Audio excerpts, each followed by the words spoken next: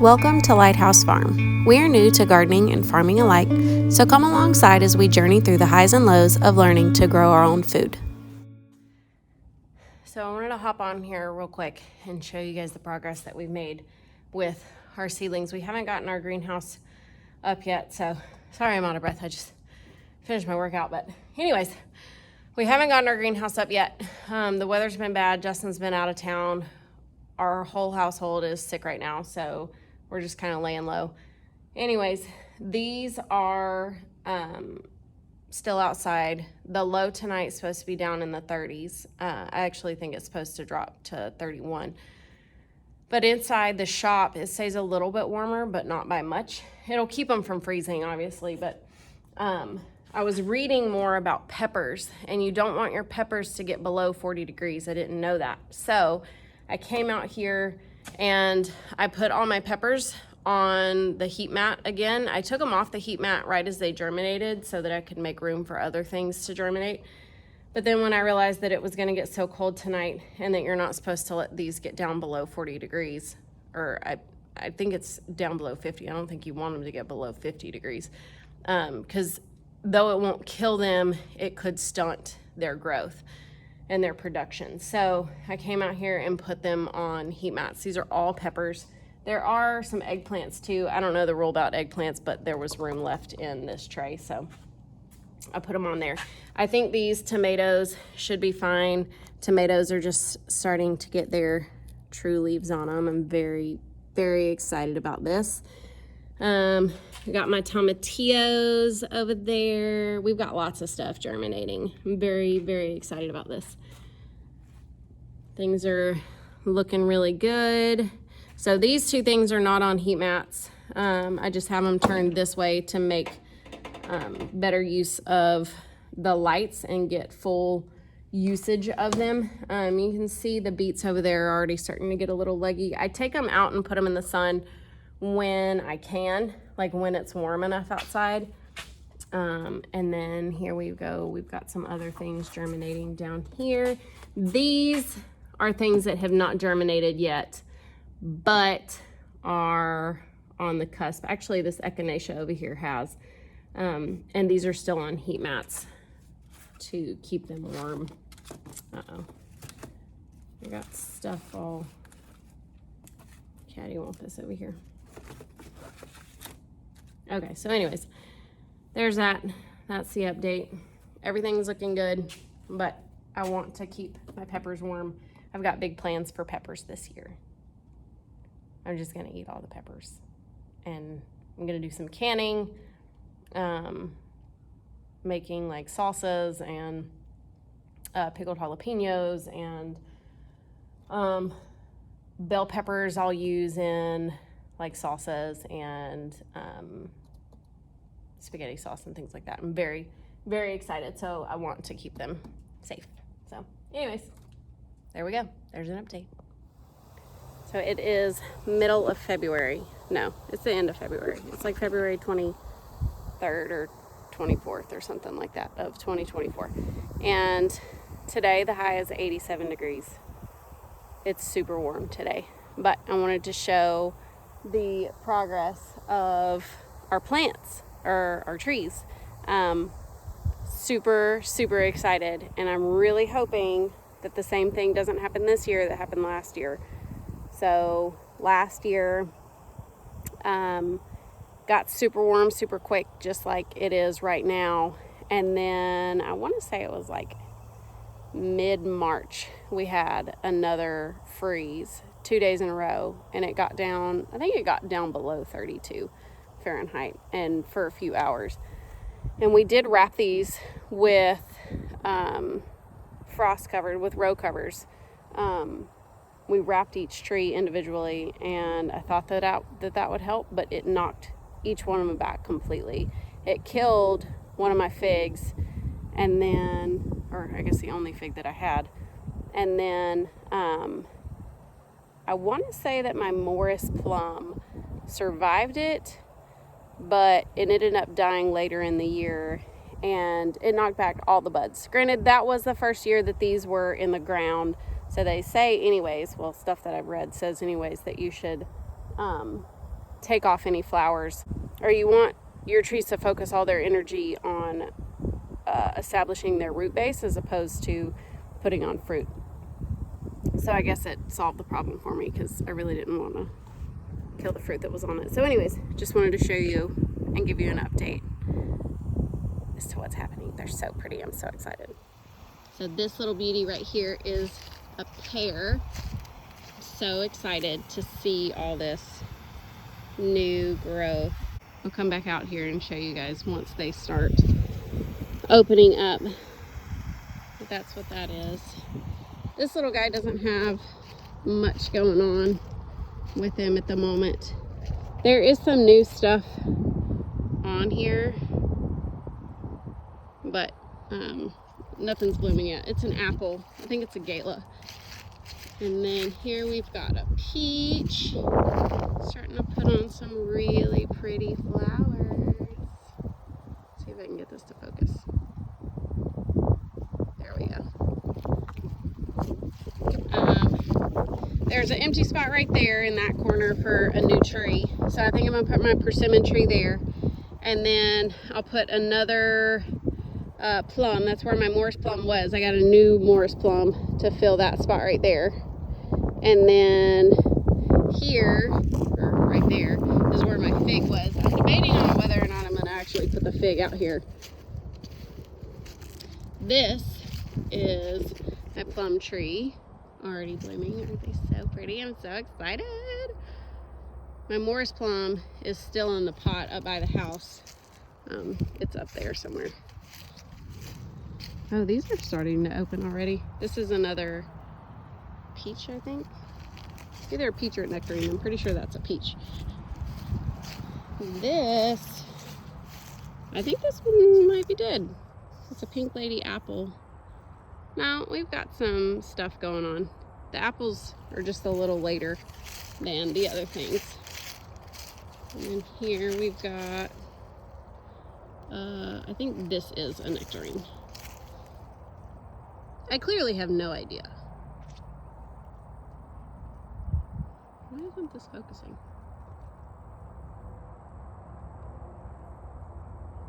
Anyways, it's pretty. This is either a peach or a nectarine. I have no idea. These are those little scent bags that are supposed to keep deer from getting your trees. This again is another apple, and it's just a little further behind than the others. So those are those little deer saver scent bags. I put one on each tree. Dogs really like them, so dogs will tear them out of your tree and eat them up. And the deer don't seem to be bothered by them. So I will say though that the directions say to put them like every, I'm gonna say it's like every 6 feet. But my theory was, well, if I just have them hanging from the tree, even though they're not every 6 feet because the trees are 20 feet apart, because if they're hanging right around the tree, then it should deter them because it's hanging off of the tree. So clearly I was wrong. So I can't really attest to whether or not it works fully because I didn't follow directions exactly. So what we are going to do this year though is we have some of this extra fence here, so we're going to put up fence around it to keep the deer from getting it. Oh, very excited to show you guys this. Check this out. Holy crap, these things are huge. Man, that's nuts. Last year they were like way smaller than this, and this was the first, last year was the first year that I planted them. But oh my gosh, I'm so excited. So the other day I came out here when I was setting up this silage tarp, and I covered the entire thing forgetting about these being under here, and I came under here to check them for something, and the asparagus were already coming up, but they were white. Here's one that broke off. Like it was white. So then I remembered that they were under here because I saw them, and I uncovered them and it's been 2 days, I think, since they've been uncovered, and they're already turning green and sending out a lot of new shoots. Like here's a little baby one coming out. I'm so excited. I don't know if I should harvest them this year, or harvest any this year, or just let them be.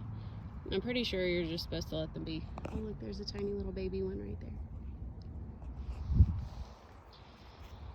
And then over here I've got onions. These are all onions along here. And then this here is elephant garlic. And then regular garlic. Uh-oh, one of my things came off. This morning I am filling up some grow bags that I bought on Amazon. I don't remember if I got the 10 gallon or the 20 gallon. I think these are 20 gallon bags. But anyways, I bought them on Amazon last year. It was just a super wet spring, and it literally just like rained constantly. So my, ooh, those stink. My onion sets. So anyways, last year it was so wet that I'd say probably like 95% of my potatoes rotted in the ground. So this year I bought these grow bags so that I could plant the potatoes in those in hopes of saving my harvest and them not getting too wet, and the drainage to be a lot better. The drainage actually isn't too terrible in the beds, but apparently it was for those with the mass amounts of rain that we got. So trying the grow bags. So what I'm doing today is putting the grow bags in my wagon, filling it up with the compost, and then I'll take it back over there and drop it off. And then I will hook up irrigation to these as well. I'm putting some nitrogen pellets. I think these are blood meal or bone meal, or I don't know. It's 1300 is what it is for fertilizer. It's an organic fertilizer that's just nitrogen. So what I've read about potatoes is that you don't want to put too much, because nitrogen will just cause the tops to grow, and that's essentially what nitrogen does. It controls the growth above the ground. So you don't want to put too much, but because this compost is literally like 0 nitrogen, I am still going to put some in there, not a ton, but sprinkle a little bit in there and see how it goes. So I've got my little pellets. They look like food pellets. So I'll put those in there, and that's what we're going to do today. My mom is here hanging out with the girls. Justin's working. It's a Tuesday. We just got back from a camping trip. Over the weekend, we decided to take a 4-day weekend and go camping in Oklahoma at, where did we go? Beavers Bend State Park, and it was beautiful. It was great. We had a fun time.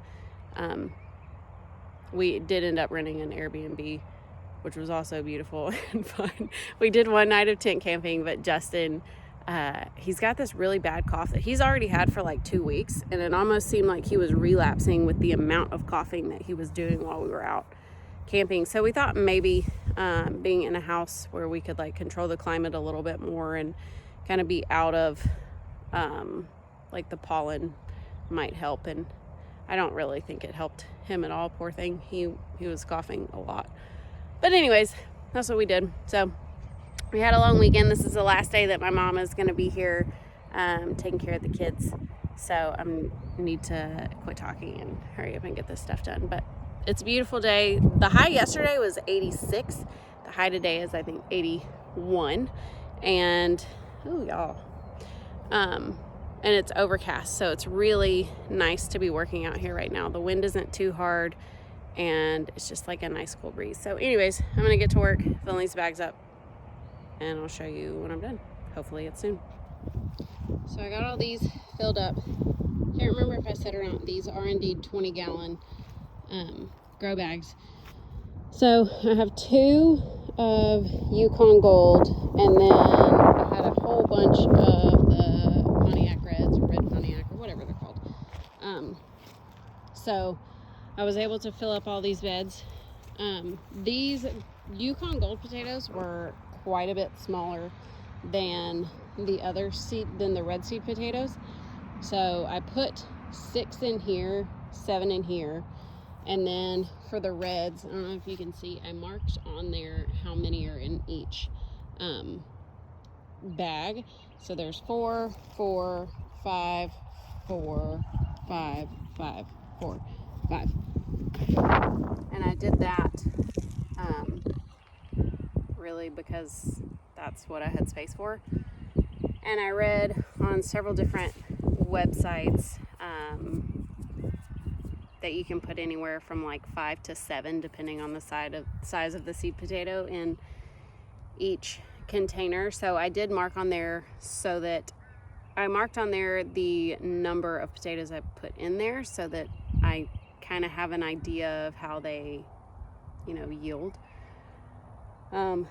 with more versus less. So we'll see. They kind of range in size from like this big to like this big, and I kind of I tried to balance them out as much as possible, and I mean, like, not putting a bunch of big ones in one and then a bunch of small ones in the other. Like, I tried to balance it so that there was a variety of sizes. So anyways, I got the irrigation set up. I got all of my compost in here. I was able to dig them.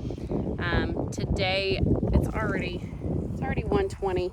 I want to focus on getting the irrigation up there at the house completed, and then I'm hoping I'll be able to put my blueberry bushes in those 2 buckets over there. I'm gonna do loofahs in, since I have that fence running along there. I won't have to take up my actual valuable garden space for it, like I did last year. I had so many last year, and they did so well, but it took up a lot of space. Granted, I didn't grow much last year. I had a whole bunch of space, but anyways, we won't talk about that. That way I wasn't taking up valuable garden space with sponges, loofah sponges. But I gotta have my sponges because I'm super excited about them. I love using them. I don't use them for my body. You can, I just haven't. But I use them to wash dishes. So anyways, I don't know. I just like to have them. So they'll go in those 2, trellis along the fence there.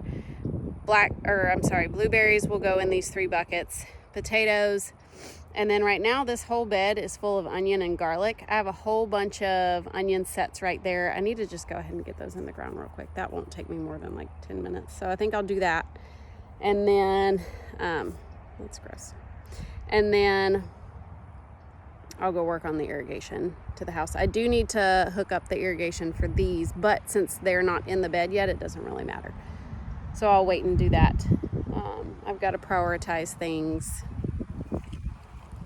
while Mom is here. That's a lot harder for me to get done with the girls. Like, the irrigation's way harder for me to do with the girls out here, because that requires a lot more of my attention. And I've also got the knife out because I have to cut the hose and all of that stuff. So it's just easier for me to do this while my mom can watch the girls. So anyways, that's what we got going on today. Very excited.